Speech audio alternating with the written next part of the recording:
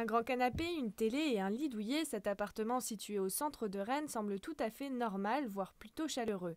Mais attention aux apparences, ici de nouveaux produits technologiques sont testés sous un œil indiscret. Ce qui différencie cet appartement d'un appartement classique, c'est tout simplement qu'il est équipé de caméras les plus discrètes possibles, de capteurs qui nous permettent d'enregistrer ce qui est dit, etc.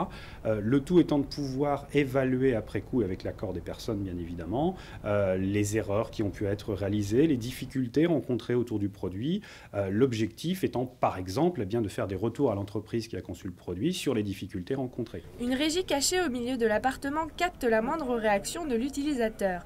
Incompréhension, satisfaction ou ennui, tout y est enregistré.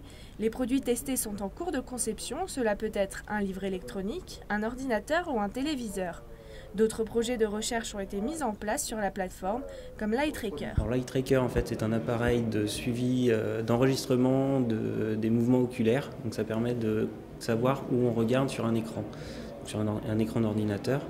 Et ça va permettre de récupérer des données sur l'exploration visuelle d'une page internet par exemple. L'EyeTracker permet donc de repérer ce qui attire le regard. Cet outil peut aider dans la conception de documents pédagogiques ou d'interfaces publicitaires. Depuis quelques semaines, la plateforme a accueilli plus d'une centaine d'utilisateurs, souvent interpellés dans la rue ou sur simple volontariat.